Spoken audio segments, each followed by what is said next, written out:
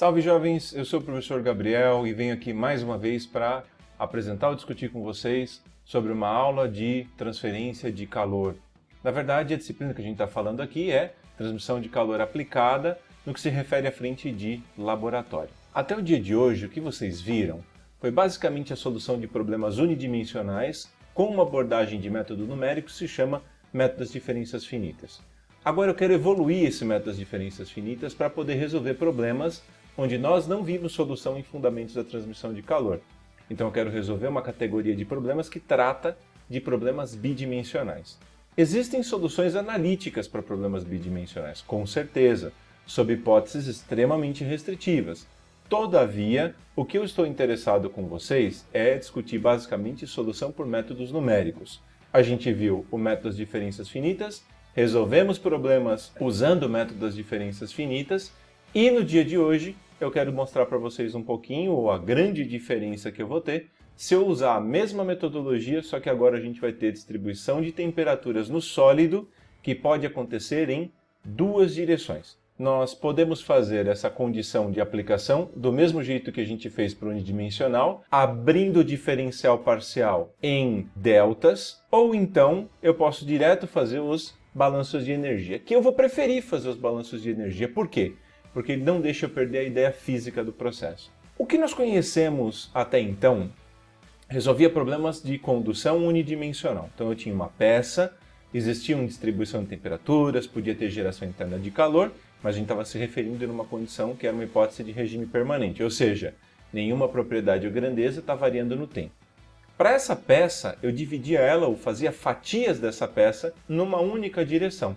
Então, se esse fosse o meu bloco de material, eu faria divisões nesse material numa única direção. Por exemplo, arbitrariamente, essa condição seria a nossa nodalização, ou os pontos que eu estou fazendo a minha divisão, que eu vou supostamente, a partir da resolução, conhecer as temperaturas. Isso era suficiente? Não. Cada ponto era responsável por um volume geométrico. Então eu estava criando as fronteiras de cada um desses volumes. Então, a rigor, o que a gente tinha no final das contas era um conjunto de volumes de controle. Nesses volumes de controle, a condução de calor ela só podia estar marchando em uma única direção, que era a direção X. A convecção e a radiação não necessariamente estariam nessa direção, mas a condução só estava marchando em uma única direção. Então eu poderia ter condução ou convecção entrando ou saindo pelas laterais desse corpo, geração interna de calor, poderia ter absolutamente qualquer coisa. Entretanto, o que eu não poderia ter era troca de calor por condução em alguma outra direção, porque aí nós teríamos condução bidimensional, que é justamente o assunto da aula de hoje. Então, se eu pegar a nossa peça, efetivamente, e eu colocar as fronteiras dessa peça sob condições de temperaturas diferentes, nós vamos ter calor correndo em direções como, por exemplo, direção X e direção Y simultaneamente. E se você conseguir entender a ideia do bidimensional, o tridimensional é consequência, porque além de ter a troca de calor na direção X e na direção Y, a gente vai acabar tendo transferência de calor também na direção Z, que seria a profundidade. Então, se você entender o 2D, o 3D só vai ficar mais complicado do ponto de vista lógico, tá ok? Então, aqui o que a gente vai ter que fazer? A minha divisão, o meu conjunto de pontos para fazer a minha divisão, ele não pode ser feito só em uma direção. Então, por exemplo, se eu começar a distanciar ou criar outros pontos para conhecer a temperatura na direção X, eles vão estar distantes entre si, uma medida que é um ΔX. Se eu fizer a minha distribuição só ΔX para esse problema, não é suficiente. Então, não adianta fatiar a peça só em uma direção. Eu tenho que fatiar ela numa segunda direção, que é a direção Y. Então, dois pontos adjacentes, eu vou ter uma distância entre eles medido na direção Y, que vai ser um ΔY. E agora o que eu tenho que fazer? Popular toda essa peça com pontos com essa medida ΔX e ΔY. Saliento que ΔX e ΔY não necessariamente precisam ser iguais, eles podem ser diferentes. Populando o nosso desenho com os restantes dos pontos, o que nós temos aqui seria a nossa discretização para o nosso problema bidimensional. E do mesmo jeito que a gente fazia para o unidimensional, eu vou criar a fronteira de cada um desses volumes. É óbvio que o bidimensional gera muito mais pontos, ou seja, muito mais incógnitas, né? Então vocês, quando olham para esses pontos, devem se preocupar. Por quê? Cada ponto gera uma equação e a gente está resolvendo um sistema com N equações ainda incógnitas. E N é, usualmente, o número de pontos com temperaturas desconhecidas. Tenho a minha divisão de pontos e agora o que eu vou fazer? Criar a fronteira de cada um desses volumes de controle. Então eu vou ter aqui a minha fronteira dos volumes de controle. Cada volumezinho desse aqui, eu vou precisar montar um balanço de energia. Diferente do que a gente fazia para a direção X, como por exemplo, se eu analisar esse volume central, onde toda a energia que chega ou sai desse volume, ele está chegando ou saindo obviamente por condução, porque eu estou analisando o miolo da peça. Se você observar esse elemento central, usar um índice só para ele não é suficiente, porque o I nos ajudava a contar a posição do volume, 0, 1, 2, 3, 4 e assim por diante. Só que nesse problema a gente está numa matriz. Então, infelizmente, o índice I não vai servir para te posicionar nesse espaço bidimensional. Eu preciso de dois índices. Então, para esse volume que a gente está estudando, a gente vai ter que usar um par de índices se quiser achar uma equação geral, que seria um índice do tipo IJ. À frente desse volume, se a gente marchar na direção X, I soma 1. Atrás desse volume, na direção X, a gente perde 1 no índice I. Para cima, no índice J, eu somo 1. Para baixo, no índice J, eu subtraio 1. Então aqui eu teria, basicamente, os volumes adjacentes a esse volume IJ. Como a gente está estudando um volume de controle que está no miolo do meu corpo sólido, todas as energias que chegam ao redor pelos outros volumes adjacentes vão chegar obrigatoriamente só por condução. Só que toma cuidado, aqui a gente tem conduções que estão migrando na direção X e conduções que estão migrando na direção Y. Se eu pensar que eu não tenho geração interna de calor, aqui eu teria 4 conduções, sendo 2 na direção X e as outras 2 na direção Y. A ideia que eu apresentei para vocês sobre os balanços de energia que nós usamos para o unidimensional é a mesma ideia que eu vou usar para o bidimensional. O único cuidado que você vai ter que tomar agora é com a área de transferência de calor relacionado a esse vetor, e a ideia é essencialmente a mesma. Então eu vou fazer o mesmo critério, que era como convenção, todos os pontos que fizerem fronteira com o volume que eu analiso, vão estar fornecendo energia para esse volume. E dali para frente a gente vai montar os nossos balanços de energia e resolver basicamente a questão. Parece muito confuso ou complicado até que a gente resolva o primeiro caso. Então eu vou propor, nessa aula, a gente vai sair resolvendo um problema para verificar se eu consigo de verdade fazer isso. Consegui uma versão do Engineering Equation Solver em um livro de termodinâmica, e na EULA da documentação não existe problema em divulgar porque é uma versão demo. Então não há nenhum tipo de problema. Publiquei esse link para vocês no Moodle, então no término dessa questão vocês baixem o aplicativo, instalem e resolvam a questão usando o Engineering Equation Solver, tá legal? Eu não vou fazer isso porque vocês sabem fazer. Então a gente vai partir para um problema.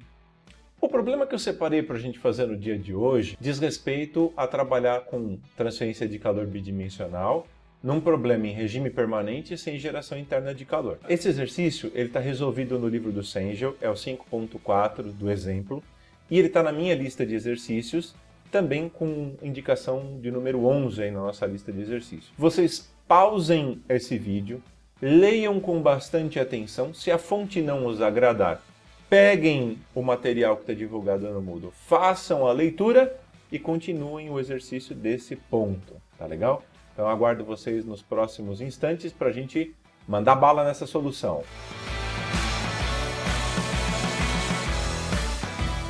Bom, a primeira coisa que você deve se preocupar na resolução desse exercício é que, curiosamente, ele já não te pediu para fazer a divisão da peça só em uma direção.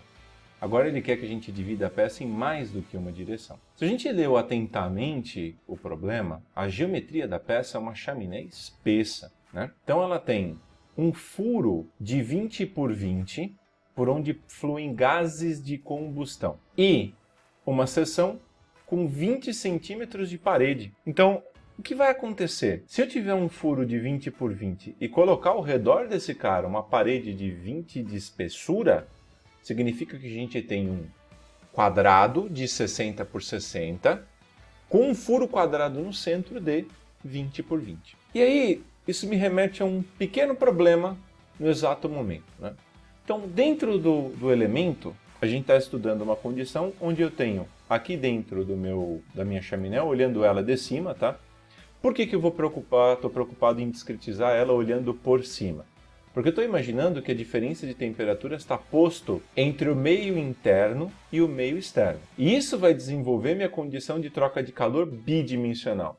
Não é entre a parte inferior da chaminé e o topo, mas sim entre as partes laterais. Então é como se eu tivesse aqueles problemas de transmissão de calor dentro de cilindros, né? Superfície interna está numa temperatura, superfície externa está em outra, isso me gera transferência de calor radial. Aqui seria um processo análogo, só que obviamente não tem nada a ver com transferência de calor radial. Então, olhando para essa peça, pela parte superior, eu vou começar a fazer o processo de popular a minha peça com pontos, né? Dividir, fazer o nosso processo conhecido como discretização. Então, essa aresta daqui até aqui, desse ponto até esse, nós temos uma medida de 60. Então, eu vou começar a consumir os pontos. O primeiro ponto eu vou colocar nessa aresta mais distante da peça e vou vir subindo ou caminhando, tanto faz, posso fazer isso ou na direção X ou na direção Y. Eu posso vir populando a peça de 10 em 10 centímetros, que foi o que ele me pediu para fazer no início da questão. Então eu tenho 0, 10, 20, 30, 40, 50, 60. Então isso fecha um número de pontos, um número de divisões numa linha na direção X. Como essa seção é quadrada, a mesma coisa vai acontecer na direção Y. E é só isso? Não. Eu tenho que popular toda a peça de 10 em 10 centímetros. 10 na direção X e 10 na direção Y. Resultado prático.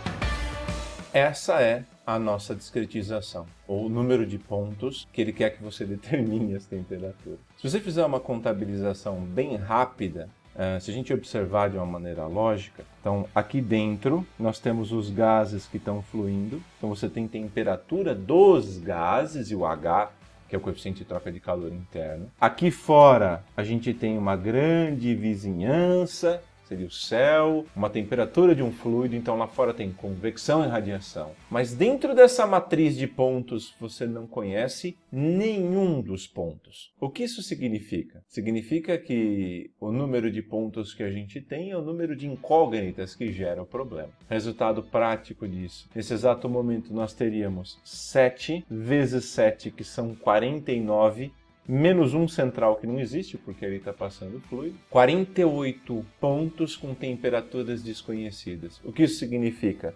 Que para resolver esse problema a gente ia precisar de efetivamente 48 equações. Ou seja, 48 balanços de energia. E isso é a grande diferença entre os problemas unidimensionais e bidimensionais. É o tamanho do problema. O problema cresce violentamente. E aí você fala, e se fosse tridimensional? Se fosse tridimensional, eu ia fatiar essa peça em Z. E cada Z ia ter a distribuição de temperaturas que eu estou indicando aqui.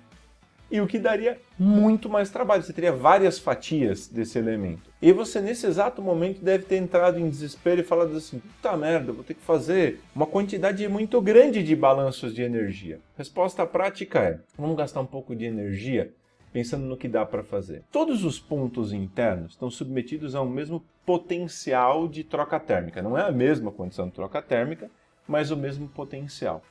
A mesma coisa vale para os elementos externos, é o mesmo coeficiente, o mesmo fluido, a mesma radiação de vizinhança. É potencial, não significa que é a mesma temperatura. Significa para mim que existe simetria. Então, por exemplo, Nós cortamos essa peça exatamente na metade. Se você determinar a temperatura desse ponto aqui e der 20 graus Celsius, significa que a temperatura do ponto imediatamente do lado de cá será 20 graus Celsius. Se você calcular a temperatura desse ponto aqui, ou instalar um termopar ou alguma coisa aqui, e verificar que essa temperatura deu 30 graus Celsius, obviamente o seu par próximo do lado de cá vai dar 30 graus Celsius. A mesma coisa vale para esses dois caras. Esse aqui deu 35 graus Celsius, aqui vai dar 35 graus Celsius. Esse cara é único, tá? O cara central, ele é um ponto de temperatura única. Mas a ideia é existir simetria. Existe simetria por quê? Todos os pontos ao redor da peça estão submetidos a um mesmo potencial de transferência de calor. E aí, dessa forma, eu vou estar resumindo isso numa condição de que existe simetria. E aí alguém fala para mim assim, qual é a vantagem em trabalhar com a simetria? Ora, a vantagem é gigantesca. Por quê? Se você determinar as temperaturas dos pontos de metade da peça, por um processo de espelhamento, você vai achar a temperatura dos outros pontos, o que me reduz trabalho. E aí, antes de seguir passando linha de simetria em tudo que tem aí, minha sugestão é, quando você passar a linha de simetria e apagar metade da peça e resolver a temperatura do que sobrou, por onde passou a linha de simetria, você vai substituir isso pelo quê? Essa é uma boa pergunta. Então, e ela precisa de uma boa resposta. Então, imaginando a situação onde vou só deixar a nossa linha de simetria, muito bem, e aí vamos pegar e vamos olhar a distribuição de temperaturas numa direção. Então, estou querendo saber, basicamente, como a temperatura varia na direção, por exemplo, na direção X. Então, eu vou pegar uma determinada posição aqui dessa peça, e nessa determinada posição dessa peça, que é o meu X' aqui, por exemplo, nós vamos tentar supor a distribuição de temperaturas que a gente está tendo aqui. Como existe simetria dos dois lados dessa peça, então fica fácil imaginar que a temperatura desse ponto e do seu vizinho imediato vão ser iguais. A temperatura dos próximos pontos, que seriam esse e esse, são iguais. Alguém pode falar, mas professor, como você sabe que aumenta? Não sei. Pode estar aumentando ou diminuindo. E dos próximos pares? Também pode estar aumentando ou pode estar diminuindo. A única certeza que eu sei é que dois pares opostos a essa condição de simetria, eles têm a mesma temperatura. E o cara central aqui, o elemento central, ele é efetivamente único, né? Vou parar para pensar um pouco aqui. Eu vou pegar e vou unir esses pontos com uma condição suposta aqui, né? Então, supostamente eu teria uma distribuição que poderia ser algo... Seria algo parecido com isso, obviamente, mas simétrico, né? Legal, o que isso significaria pra gente, a rigor, né? Então eu vou pegar exatamente na metade dessa peça, que é onde você passou a tua linha de simetria, L sobre 2, na metade da peça, nessa coordenada aqui, que é x coincidindo com a minha linha de simetria. Eu olho para essas duas funções, tanto esse ponto com esse ponto, ou isso aqui é um ponto de máximo da função, ou isso aqui é um ponto de mínimo da função de como a temperatura varia com a direção x. Se isso é verdade, todo ponto de máximo ou ponto de mínimo ele é regido pela primeira derivada igual a zero. Então significa dizer que a variação da temperatura na direção x para x igual a essa linha de simetria tem que ser obrigatoriamente igual a zero. Só que a gente está no meio do material sólido. Se eu estou no meio do material sólido, a energia só está cruzando por condução. E se ela só está cruzando por condução, eu vou usar a lei de Fourier. A lei de Fourier me diz que Q é igual a menos Ka dt dx, né? Como isso aqui é um problema bidimensional, eu já estou olhando como a temperatura está variando na direção x, tá? Por isso do del aí no caso. Se a gente fizer o x igual à nossa linha de simetria, pensa um pouco. A condutividade térmica do sólido, ela é diferente de zero. A área de transferência de calor, embora não faça sentido desse problema, posso trabalhar com fluxo, ela também é diferente de zero. Ela existe. Existe, eu só não conheço. Agora, pensa, essas duas variáveis não são zero matematicamente, mas o primeiro gradiente, ou a variação de temperatura na direção x nessa coordenada, vale zero. Então, se esse termo vale zero, automaticamente a taxa de transferência de calor nesse ponto vale zero. Então, quando eu estiver passando por uma linha de simetria, eu posso trocar a linha de simetria por uma condição de um isolante perfeito. Na verdade, é para isso que serve a condição de isolante perfeito. Existem isolantes perfeitos. Então, a ideia dessa condição de transferência nula de calor é para casos onde a gente tenha simetria na nossa condição. Então, aqui, eu vou pegar e vou fazer o uso máximo dessa condição. Vou passar a maior quantidade de linhas de simetria que eu puder nessa peça, tá? Eu vou fazer uma pequena limpeza na peça. Então, a grande vantagem, uma direção de simetria, segunda direção de simetria, fatiei em X, fatiei em Y a peça. Qual que é a grande vantagem? Se você resolver 1/4 dos pontos aqui, você sabe a temperatura de todos os outros quadrantes. E o seu problema se reduz de tamanho violentamente. Mas essas não é as únicas duas linhas de simetria que eu consigo passar. Como a seção é quadrada, eu ainda consigo usar as diagonais. Então eu posso resolver 1/8 da minha peça. Feito. Se eu conhecer a temperatura de qualquer um desses oitavos de peça, eu consigo resolver ou saber a temperatura de qualquer ponto dentro dessa matriz. Então eu vou escolher arbitrariamente um pedaço da nossa chaminé para poder resolver. Eu vou segregar arbitrariamente aqui, tá? E aonde eu passei a linha de simetria, eu vou substituir por uma fronteira perfeitamente adiabática, uma superfície adiabática, um isolante perfeito. Escolhe o nome que você quiser usar. Então aqui eu vou escolher esse pedaço de chaminé para a gente poder fazer as nossas análises. Nota que a gente não pode perder esses pontos que a gente discretizou. Então todos esses pontos que estão aqui, ó, eles vão ter que estar contidos no nosso problema físico final, tá bom? Não perde o que é condição efetiva da peça. Então, por exemplo, aqui são pontos que estão em contato com os gases internos. Aqui são pontos que estão em contato com gases externos. Então seria mais ou menos a gente estar estudando para essa peça tridimensional aqui, né? Fazendo a minha divisão da peça, está pegando e estudando esse pedaço da peça, né? Então, de um lado representaria essa superfície, usar uma cor melhor, seria essa superfície aqui, que seria a superfície externa que está trocando calor por convecção e radiação, e o outro pedaço seria essa superfície aqui, ó, que ela está em contato com os gases internos, tá legal? Então vamos tocar o barco aqui, vou pegar e vou fazer um desenho dessa parte com os pontos para a gente criar a dimensão do tamanho dos volumes e começar a fazer os nossos balanços de energia. O vídeo vai acelerar e a gente continua daqui a alguns segundos.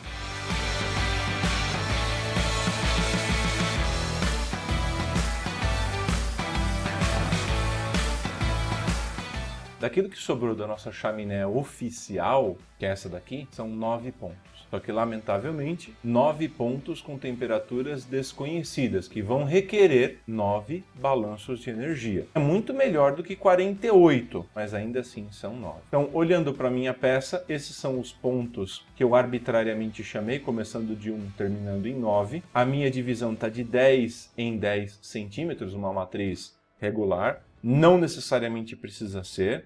O problema pediu que fosse, mas não necessariamente é. Não se esqueçam, essa superfície aqui, ela está em contato com convecção interna e uma temperatura do fluido interno. Esses pontos externos aqui embaixo, eles têm troca de calor, convecção externa, que ele chamou de HO, e vai ser um TO, ou T infinito externo, tanto faz. E além disso, aqui também tem radiação, ou seja, aqui vai ter uma grande vizinhança e assim por diante, tá? Então isso aqui é superfície interna da chaminé, superfície externa da chaminé. Eu vou apagar para não deixar as coisas muito poluídas, tá bom? Além desse procedimento, cada ponto é responsável por um volume geométrico. Eu vou obter o tamanho dos volumes geométricos passando linhas na metade entre os pontos. Essas linhas vão delimitar as fronteiras de cada volume. Não se esqueçam que onde um volume termina, obrigatoriamente o próximo começa, e eles não devem se sobrepor em momento algum. Então, fazendo esse procedimento,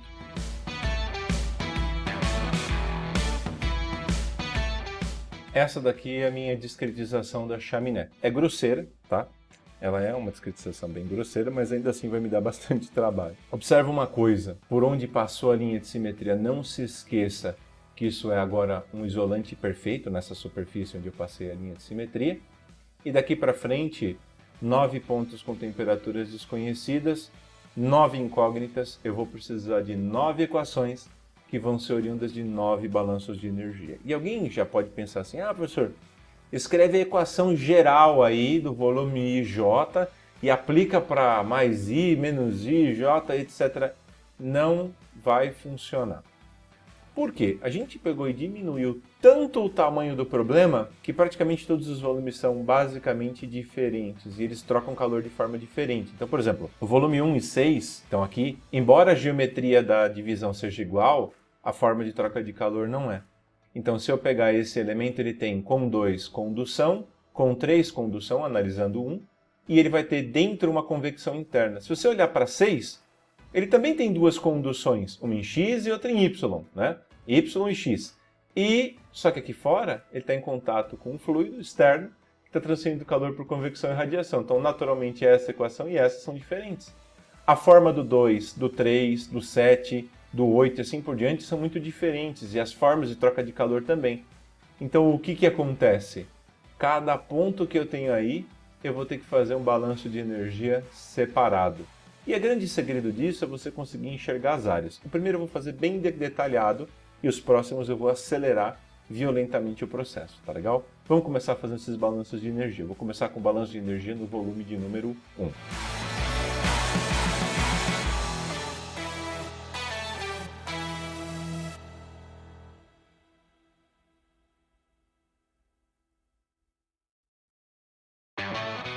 Esse é o nosso volume 1 e só interessa para o volume 1 os pontos que fazem fronteira direta com ele. Fronteira direta é essa linha tracejada em azul que é o final do teu volume de controle. Nota que o ponto 4 ele estaria mais ou menos nessa região. E o ponto 4 não tem fronteira com o volume de número 1. Então ele não vai ter troca de calor diretamente. A troca de calor que ele vai ter com 4 efetivamente vai acontecer depois por intermédio de 2 e de 3. A gente vai usar a descrição como se as medidas de distância entre na direção x e na direção y fossem diferentes. E como elas são iguais, depois a gente simplifica. É para resolver o problema na sua forma mais genérica possível, tá legal? Então aqui, essas seriam as nossas indicações das direções. Não importa qual que é o sentido desse eixo, tá? É só a indicação das direções. Como a discretização é homogênea, né? Os meus deltas são sempre iguais. Toda vez que eu medir na direção x entre os pontos eu teria um delta x. A mesma coisa vale para a direção y, entretanto com um delta y. E o volume de controle que a gente vai fazer o balanço de energia é o que está indicado aqui na figura. Seria supostamente esse elemento que seria o nosso volume de controle. Tá legal? E nesse volume de controle, eu tenho duas entradas por condução e uma entrada por convecção. Uma entrada por condução que está acontecendo na direção x, seria essa condição. Eu vou ter um QK que corre na direção x do volume 2 para o volume 1. E aqui por cima, na direção y, eu vou ter uma condução na direção y de 3 para 1. Pelo topo do volume de controle, que era a face que ele estava em contato com os gases internos.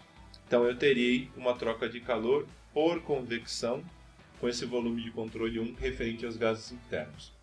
Eventualmente, pode ficar um pouco confuso para você conseguir enxergar essas superfícies. E por conta disso, eu fiz um desenho tridimensional apenas para o volume 1. Então, analisando o elemento que a gente tem do lado de cá, eu tenho uma vista pseudo-espacial aqui para a gente poder enxergar.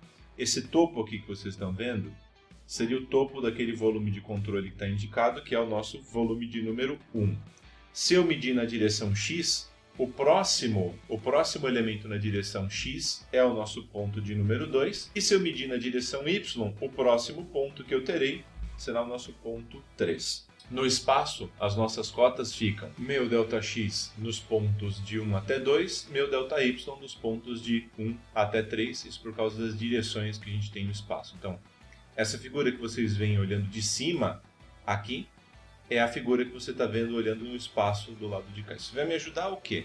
Isso vai me ajudar a entender qual que é a área de transferência de calor que a gente estiver usando. Então, a primeira coisa que você tem que entender é que a gente, quando pensa na condução, a gente está sempre escrevendo a mesma expressão, que é meu QK, ele é igual a K vezes a área dividido pela distância entre os pontos vezes um ΔT. A distância entre os pontos, ela só pode ser ΔX ou ΔY. Não existe pontos que estão defasados em posições distintas, porque eu sempre tenho o mesmo passo. Então, se eu caminho na direção x, a distância que você vai medir vai ser um ΔX. Então, essa condução que corre em x, a distância que ela corre é um ΔX. A distância ou a energia que está correndo na direção y, essa distância entre os pontos vai ser um ΔY. E a área? Bom, a área ela é sempre a área perpendicular ao vetor calor. Mas a gente sempre pega a área perpendicular. E se é sempre a área perpendicular, é óbvio que se eu estiver caminhando em x, a minha área vai ter que estar pegando a perpendicular, que vai ter que ser um ΔY. E se eu estiver caminhando em y, a área que eu vou pegar vai estar normalmente a medida perpendicular na direção x. Então eu trabalho sempre com os pares ortogonais. Então logo que se esse cara for um ΔX, na área vai ter que aparecer um ΔY. Se esse cara aqui for um ΔY, na minha área vai ter que aparecer um ΔX. Tá? Então, voltando aqui para a nossa condição, para a nossa questão, vamos começar a escrever o nosso balanço de energia. Nesse problema, não tem geração interna de calor e é regime permanente, eu só tenho entradas. Então, a soma das entradas vai ser igual a zero. Eu tenho a primeira, vamos começar com x. Condução na direção x de 2 para 1, mais condução na direção y de 3 para 1, mais convecção da fronteira interna do volume de controle igual a zero. Ah, professor, mas esse lado de cá e etc. Ora, o lado de cá tinha uma linha de simetria. E se esse lado tem uma linha de simetria, a troca de calor aí vai ser igual a zero. Não tem transferência de calor. Perfeito. Vamos começar a escrever essa condução de 2 para 1. Então, se eu estou escrevendo a condução de 2 para 1, esse cara vai ficar K sobre a distância que eu caminhei na direção x. Se você caminhou com esse vetor na direção x, a distância que eu estou atravessando só pode ser um ΔX. Então, isso aqui vai ficar K sobre um ΔX vezes a área. A área é qual? Bom, a área vai ser essa aresta perpendicular vezes a altura. Olhando no espacial, a condução que está marchando na direção x, ela está vindo nessa direção. Esse aqui é o meu QK de 2 para 1. Então, quando a gente for pegar essa área, a área será essa aresta vezes a profundidade. Que a profundidade é z, né? Que seria a cota perpendicular ao plano do papel. Então, se esse cara é x, esse cara é y, a profundidade só pode ser z. Então, essa medida z seria a altura da peça. O produto, né, completando a figura, depois eu vou apagar essa relação. Né? Se eu fizer o produto dessa aresta por essa aresta, eu vou pegar a área que é a área perpendicular. Agora, não se engane. Não se engane por quê? Porque esse volume não é completo. Ele é um volume de fronteira. Então, quando você vai calcular essa aresta, se a distância de 1 até 3 é ΔY, a distância de 1 até a metade tem que ser meio ΔY. E z é a profundidade. Então, essa área que ela está indicada aqui, que eu vou apagar logo menos, né, para o negócio não ficar poluindo muito meu desenho, essa área tem que ser obrigatoriamente, quando eu vou completar a área aqui, essa área será então um ΔY sobre 2 vezes z, vezes a variação de temperatura, seja coerente com a indicação do vetor, então vai ficar T2 menos T1. T2 menos T1.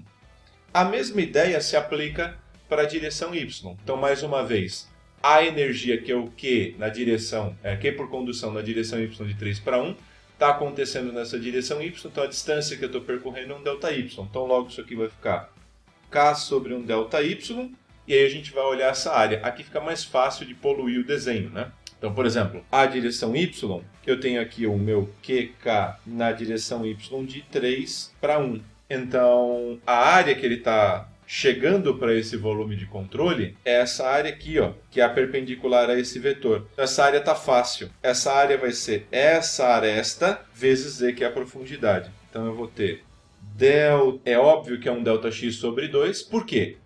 Porque essa aresta, se a distância de 1 até 2,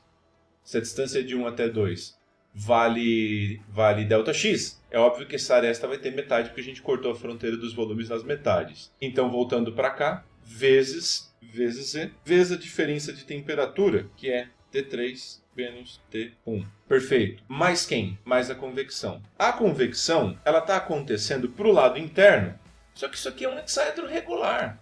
Então, ela está do lado de cá, na face oposta. Está na direção Y, inclusive. Ela está aqui, ó. QH1. Então, ela está na direção Y. essa área perpendicular a esse vetor vai ser a mesma que a gente usou aqui. Então ela vai ser a mesma, vai ficar H interno, que foi o que ele chamou, H interno, vezes a área, que é a mesma desse cara aqui, ΔX sobre 2 vezes Z, vezes T interno menos T. Isso aqui igual a zero. Ah, professor, mas esse topo do corpo e o fundo, se você incluir as trocas de calor pelo topo e pelo fundo, vira tridimensional. Então a gente está tratando de um problema que é puramente condução bidimensional, de modo que essas áreas de topo e do fundo não estão sendo contabilizadas, de modo que a energia só pode cruzar as fronteiras na direção X ou na direção Y. Perfeito? Então essa daqui é a minha equação para o meu primeiro volume. É óbvio que dá para fazer uma série de simplificações, e eu não vou ficar perdendo muito tempo para fazer essas simplificações. No caso desse problema, o nosso ΔX e ΔY são iguais. Então, nessa equação, eu conseguiria simplificar, por exemplo, esse cara com esse cara com esse. Tá? E se você quiser chamar, uma vez que ΔX é igual a ΔY, você pode chamá-los simplesmente de delta. E aí dá uma resumida na expressão. Mas eu efetivamente não vou ficar gastando muito tempo com isso. Outra coisa que a gente já não vai mais colocar na expressão é Z. Z é a profundidade. E como a energia está correndo ou em X ou em Y, qualquer área que você for fazer, ela sempre vai aparecer vezes Z. Então, para ganhar agilidade na minha expressão, eu não vou mais escrever a variável Z. Então, a gente vai fazer calor por unidade de comprimento. Então, esse Z ele aparece sempre em todos os termos e eu vou acabar simplificando de modo que eu não vou mais fazer isso. Então, nossas novas determinações não vão ser vistas no espaço, e sim no plano. E aí eu vou pegar quem no lugar da área? Eu vou pegar o perímetro perpendicular ao vetor calor. Então, por exemplo, se eu olho para essa condução, quando eu quiser pegar a suposta área, a gente vai pegar o perímetro perpendicular, e o perímetro perpendicular vai ser essa aresta. Ah, professor, e se eu quiser pegar a condução na direção Y? A perpendicular ou perímetro perpendicular vai ser ΔX sobre 2. Ah, professor, e aqui na convecção? Que área você vai usar? Na verdade, eu não vou usar a área, mas sim o perímetro. Então, eu vou pegar o perímetro perpendicular à convecção, que é meio ΔX. Cuidado também, outra coisa, como a gente dividiu tudo em partes iguais, ou eu estou usando meio ΔX ou meio ΔY, ou ΔX e ΔY. Não tem uma outra medida para esses caras. Então, quando você vai pegar esses perímetros, se você se pergunta, é um perímetro inteiro ou é metade do perímetro? E daqui para frente, a gente vai acelerar o processo. Então, a gente acabou de fazer o primeiro balanço de energia e a gente vai seguir para os próximos. Estava fazendo a edição do vídeo e achei um errinho nessa expressão. Então, conforme eu tinha colocado lá como anúncio de texto, né? Aqui, no nosso ΔX que está indicado aqui, eu falei certo e escrevi errado. Isso aqui é um ΔY, porque é a energia que está correndo na direção Y. Então vamos continuar agora para o balanço de energia do volume 2.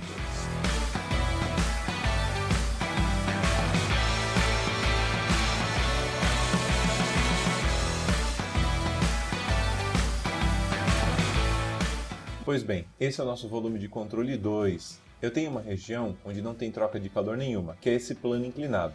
Ah, professor, mas é um plano inclinado. Não tem problema. Ignora essa região. A troca de calor é zero porque ali está passando um plano de simetria. Pelo topo, a gente tem transferência de calor. E essa transferência de calor está vindo por qual mecanismo? Convecção. Ela está vindo para o volume 2 por convecção. Pelas laterais desse corpo, por essas fronteiras que são as linhas em azul, nós temos as conduções. Então eu vou ter uma condução na direção X, só que agora de 1 para 2, e uma condução que está marchando na direção Y, entretanto de 4 para 1. Nosso balanço de energia vai se resumir a... E agora, que nem a gente já falou na condição anterior, eu já vou escrever esse cara com um pouco mais de velocidade. Eu só vou indicar os eixos e lembrar que a distância entre dois pontos é um ΔX, se for medido na direção X, ou um ΔY se for medido na direção Y. Então vamos escrever o primeiro termo da condução. O primeiro termo da condução ele vai ficar como é uma condução na direção X, K sobre um ΔX. E a gente vai pegar o perímetro perpendicular. O perímetro perpendicular, a distância aqui é ΔY, o perímetro perpendicular é metade. Então eu vou ter um ΔY sobre 2. Ah, e Z? Z vai se simplificar, então já nem coloco mais. Vezes a variação de temperaturas, T1 menos T2, mais o segundo termo que é na direção y, Na direção y, k sobre um ΔY, vezes quem? O perímetro perpendicular. Mas agora pensa um pouco, né? essa medida aqui, ó, esse pedaço, essa medida aqui, Ela é meio ΔX. mas se eu completar para esse pedaço inferior, Eu tenho meio ΔX mais meio ΔX. Então essa área por onde eu tenho entrado, esse perímetro por onde eu tenho entrada dessa energia, é um ΔX completo. então isso aqui vai ficar ΔX. Então isso aqui vai ficar Vezes a variação de temperatura, que é T4 menos T2. mais a convecção. A convecção está acontecendo nessa parte superficial, da parte interna, perdão, da chaminé. Então isso aqui vai ficar H interno vezes O perímetro perpendicular, que é essa cota, metade de 1 ΔX. ΔX sobre 2 vezes T interno menos T2 igual a zero. Fechou. Dá para simplificar ΔX com ΔY, porque eles são iguais na solução desse problema. Terminei o segundo balanço de energia. Nota como foi mais rápido? Agora a gente vai fazer o balanço de energia para um volume especial. Quando eu olho para a minha matriz dos meus problemas, o elemento especial que está submetido em qualquer parte por condução é obrigatoriamente esse volume 4. A energia que chega ou sai para esse volume é certamente só por condução, é o miolo da peça. Nesse caso, a gente vai cair num caso bastante padrão para condução em regime permanente sem geração interna de calor, que é uma expressão bastante curiosa. Nota que qualquer fronteira desse elemento vai ser uma fronteira completa. Então, se eu estiver medindo ele em x é um ΔX ou um ΔY, além de valer para as distâncias, também vai valer para a área. Vou fazer uma contabilização e um desenho dele aqui do lado para a gente.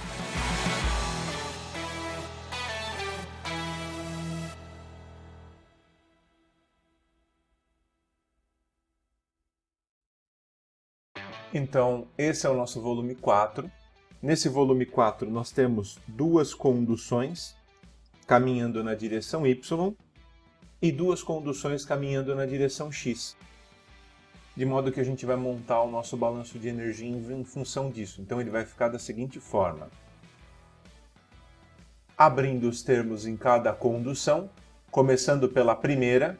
Então, como ele marcha na direção X, a aresta perpendicular é inteira e ela é medida na direção Y.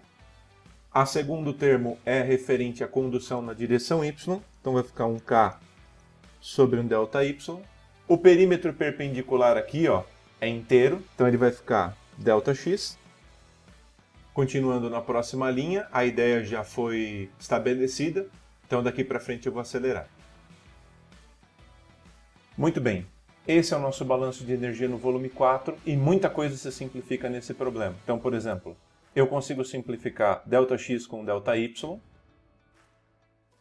consigo simplificar nessa expressão a condutividade térmica. Em todos os termos da igualdade ela aparece, de modo que a minha expressão se resume numa espécie de média do meu balanço de energia. Então isso aqui vai ficar. E se por acaso eu encontrar algum outro volume de controle que tenha essa mesma característica, eu posso usar essa expressão direta. Muito bem. Seria legal que existissem outros volumes de controle que se reportassem ou fossem exatamente iguais a esse, né?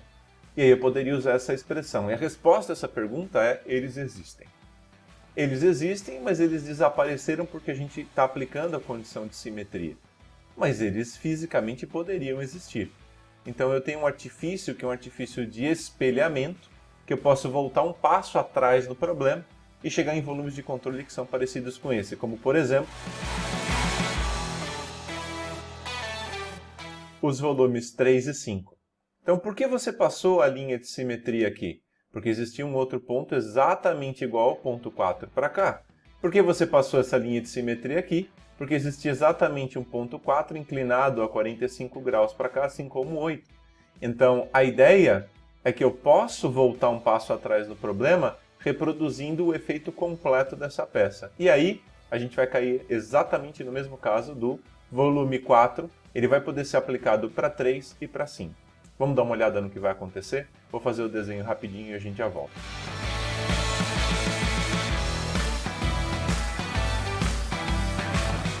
A rigor, esse seria o nosso volume 3, mas ele está assim porque eu passei a linha de simetria. Nada impede de eu voltar um passo atrás e fazer esse artifício que é o artifício chamado de espelhamento. Eu vou espelhar ele para o lado de lá repetindo seu volume e o ponto 4 para outra extremidade. Então, do lado de cá, a gente tem o nosso ponto 4 espelhado. Olhando para esse volume de controle e para esse volume de controle, fica um tanto claro imaginar que os dois são semelhantes. Se eles são semelhantes, eles partilham da mesma equação algébrica, porque eles têm a mesma característica de geometria e a mesma característica de transferência de calor. Então, é fácil imaginar que a equação do meu volume 3 vai ficar da seguinte forma. Se você não gosta desse artifício, não tem problema. Você pode fazer o balanço de energia para metade, a equação que você vai chegar é exatamente igual à minha, só que todos os termos da sua equação vão estar divididas por 2. Mas numa igualdade, se eu pegar uma equação e dividir todos os termos por 2, a igualdade se mantém. Ou se você multiplicar por 2, se você fizer por o mesmo número, né? Dividir ou multiplicar, essa igualdade vai se manter. Então, aqui eu acabei de aproveitar um pouco de tempo. E dá para fazer a mesma coisa para o nosso volume 5, fazendo o processo de espelhamento também. Vou fazer o desenho dele e a gente já acompanha o processo.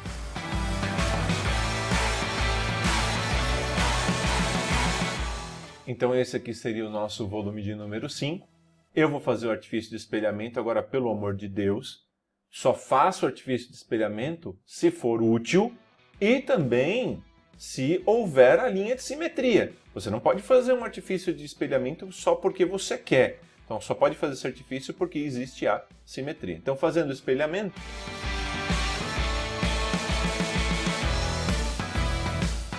de modo que a nossa equação para a distribuição ou para o balanço de energia resultaria para esse volume de controle na expressão que é análoga à que a gente achou para 4, que é análoga à de 3, que vai ficar da seguinte forma. Perfeito. Então até agora nós tivemos que fazer efetivamente 3 balanços de energia. Um especial para o primeiro, um especial para o segundo volume, um especial para o quarto volume, que foi aproveitado para o volume 5 e para o volume 3. E agora, olhando, fazendo essa mesma analogia, eu posso achar uma equação para o volume 7 e para o volume 8. E posso aproveitar também a equação que eu achei para o 7 e para o volume 8 e aproveitar o volume do volume 7 para o volume 6, desde que eu faça o espelhamento do volume 6. E aí os volumes ficam com a mesma característica de transferência de calor e com a mesma geometria. E aí eles partilham da mesma correlação, da mesma expressão algébrica. Então aqui tem mais um volume de um balanço de energia especial para 7 e o 9 ele é único. Não adianta espelhar, você pode, mas você não vai ganhar nada com isso.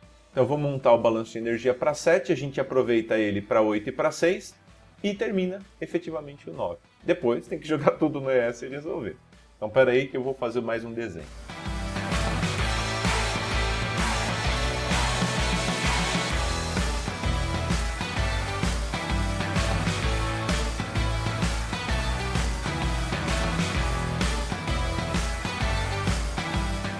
Então, o balanço de energia no volume 7, nós temos 5 quantidades de energia chegando para esse volume 7. Nós temos na direção Y uma quantidade de energia por condução de 4 para 7. Nós temos 2 conduções em X e esse lado aqui representa a superfície externa da chaminé. Escrevendo então nosso balanço de energia completo.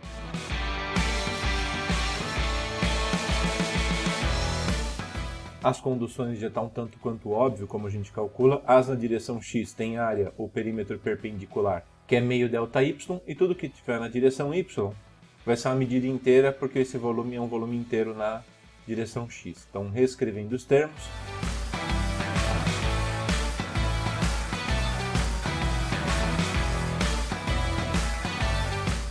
Então, efetivamente, esse é o nosso balanço de energia, simplificando os termos que são iguais. E fazendo essa expressão se resume em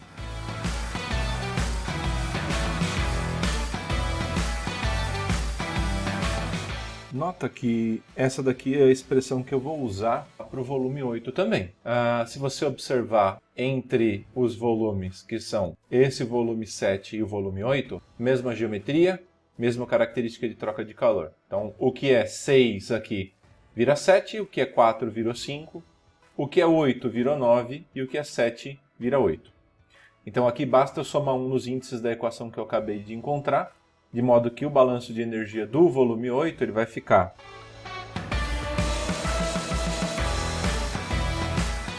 Perfeito. E a última equação, né? Então, obviamente, essa daqui é a equação do volume 7. E essa é a equação do volume 8. Tá? A equação do volume 6 nós não fizemos, porque tem um espelhamento acontecendo aqui. Nós vamos ter que fazer uma espécie de ajuste, tá? Para quem? Para esse primeiro termo que está aqui. Então, esse primeiro termo que aparece aqui, ele vai ter que ser ajustado, porque ele foge de uma regra de subtrair 1. Então, se a gente comparar esse volume com esse, o que era 4 virou 3, o que era 8 virou 7, o que era 7 virou 6, subtrai 1 no índice para os 3. Esse aqui, ele não vai ser verdadeiro. Então esse aqui eu vou só corrigir, mantendo os mesmos pesos do efeito da condução, eu só vou corrigir o efeito dele aqui, de estar mudando os índices ou na diferença de temperaturas. Aqui, ó, tem um errinho, que o meu 6 de repente virou 0, né? Então aqui é 6, tá? Então esse errinho tá aqui, ó, ele é 6. Aqui é 6, aqui também é 6, tá? Desculpem aí, que a hora que eu estava descrevendo, eu escrevi rápido e acabei esquecendo. Voltando para cá, para esse volume. E daqui para frente é só a gente subtrair um índice em relação à primeira equação, que era a equação do volume 7 aqui. Então, fazendo isso rápido.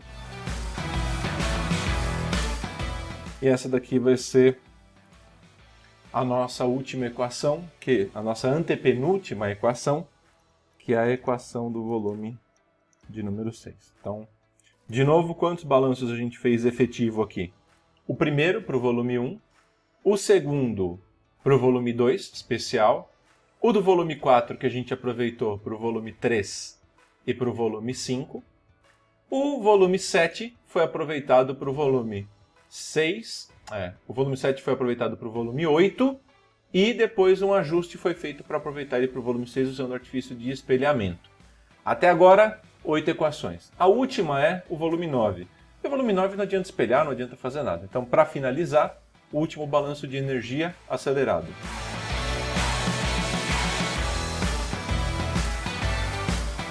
No volume 9, nós temos uma radiação, uma convecção e uma única condução.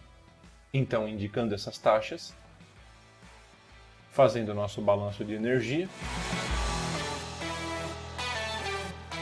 Por fim, esse é o nosso último balanço de energia. Esse problema, ele tem 9 equações, 9 incógnitas. Resultado prático, implemente as equações do Engineering Equation Solver e compare com as temperaturas que eu estou indicando para vocês lá na resposta do problema. Pessoal, esse vídeo ficou longo, cansativo, 3 dias inteiros de trabalho para gravar.